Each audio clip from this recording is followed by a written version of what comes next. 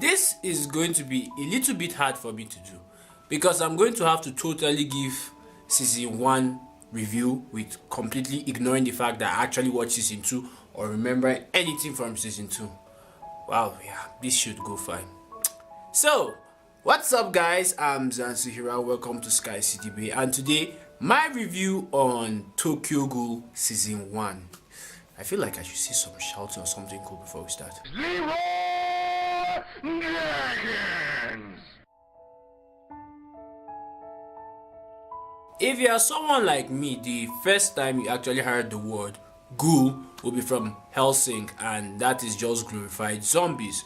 But in this show, they take ghouls to a completely different and actually cool aspect. In this world, they are people with superpowers, and the downside to it is these people actually have to eat humans to survive. Which brings us to our main character, Kaneki, who was actually human from the beginning. Now, Kaneki is a very nice guy, you know, that shy type, and a very stupid idiot. I'll get to the reason why I say that in a few minutes. But on a date with a very beautiful lady called Rize, she lures him into a very dark corner, and guess what? She's a ghoul. She kind of reminds me of one song that I used to hear in the 90s. If this is the kind of love that my mom used to warn me about, man, I'm in trouble. I'm in real big trouble. Thanks to a timely accident, Kaneki is saved. But the downside to it is that his organs were completely destroyed thanks to Rize. In order to save him, the doctor replaced all his organs with that of Rize, which brings a lot of questions, but we'll get to that later. Now, the show concentrates on his new life as a ghoul and the fight with himself, whether he's going to eat humans or not. Plus, there's a government organization called the CCG that are hunting down every ghoul. They don't care whether you're a good ghoul or you're a bad ghoul. If you're a ghoul, you're a target. Well, technically, that is Tokyo Ghoul in a nutshell. The world of Tokyo Ghoul don't really make sense if you look at it close enough. Let me explain. I live in one of the most dangerous states in Nigeria. Trust me, the people down here would take violence over sex any day. A few years ago, something escaped from the zoo, and the zookeepers did not tell us anything about it, which I don't think they should even be called zookeepers. This thing went around at night killing people's goats and dogs. Technically, it did to people's goats and dogs what ghouls do to people in Tokyo Ghoul. It usually attack these poor goats and dogs like midnight downwards, so the next day people just find what's left of their poor animals. Before you knew it, different kind of rumors of what it was started surfacing. I mean, there was even one, the most famous one of it was that it was a big monster. From its waist up was like a bat, then from the waist down was like a cow. Yeah, that monster just like they say it breaks into your house and looks for the fattest person, takes him up, puts him in his shoulder and walk out like he's a boss. Now here's the interesting part. By 4 o'clock, people are like, man, dude, you still here? Okay. 5, people are already start locking their shops and like, man, peace out. 6, town was like ghost town. By 7, nobody was out. And by 8, even soldiers that were at their checkpoints were not at their checkpoints when this animal was roaming free. Then let's look at Tokyo Ghoul.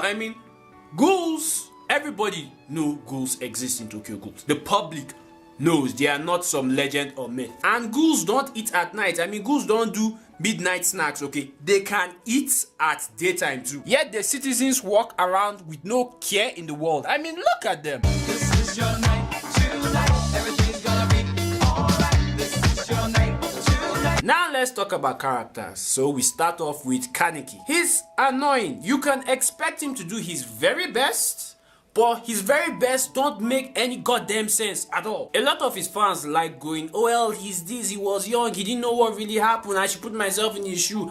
I will put myself in his shoe and I'll still explain why I think he's a very stupid idiot. The first person you meet that actually loves book like you tried to eat you.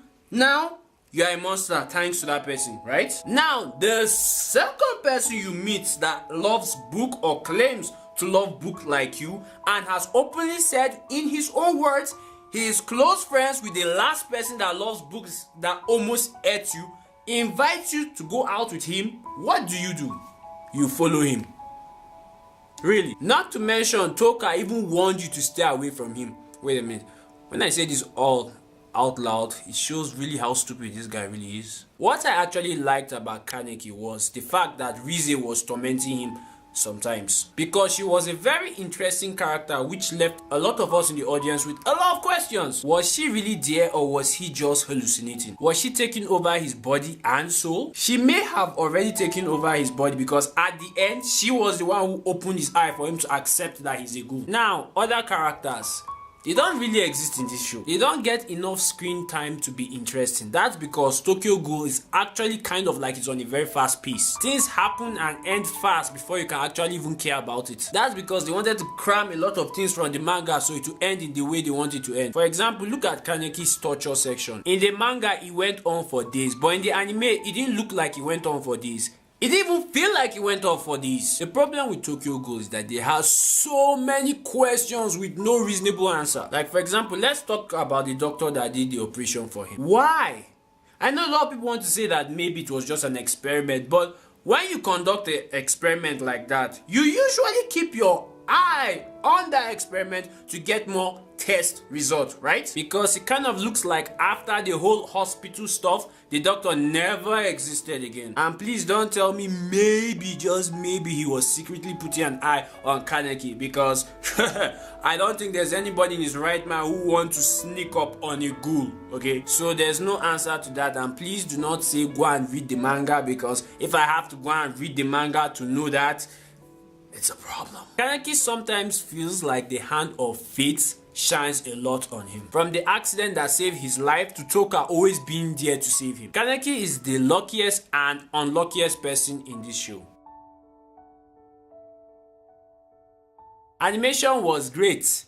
If I could see anything happening most of the time. They do this thing that when they want to show a lot of blood, they invert the colors, so now blood is neon blue, or they completely leave one whole side dark that you can't even see anything. Now, if I want to see what exactly happened there, I'll have to buy the Blu-ray CDs. I'm not doing that. If people didn't pay a dime to watch Black Bible, why do you think they are going to pay anything just to see blood?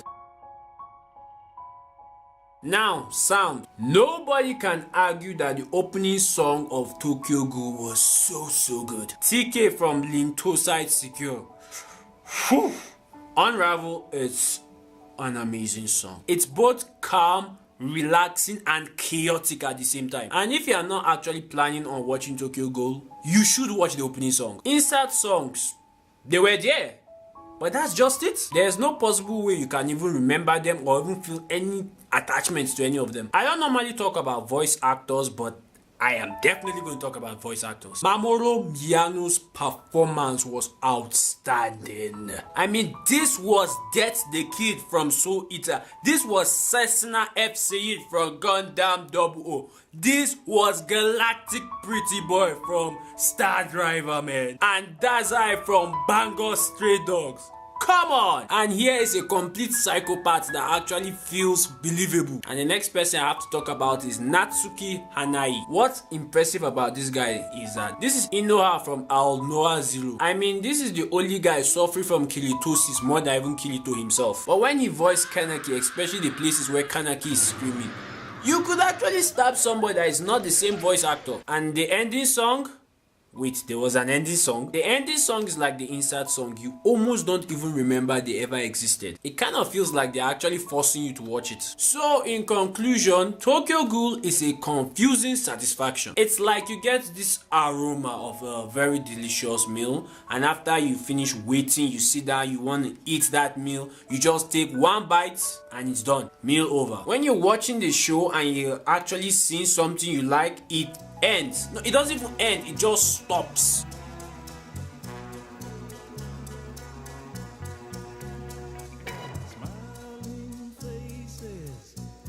And that's the biggest disappointment of the show. Now, can I recommend this show to anybody? That depends. If you are new to anime and you want something a bit edgy, then yes. If you are not, no. Anyway, that's all for Tokyo Ghoul Season 1 until I do the review of Tokyo Ghoul Season 2, or they call Root A. Anyway, thank you for watching. Please like, share, and subscribe to Sky's TV. And have an awesome week and stay dangerous, people.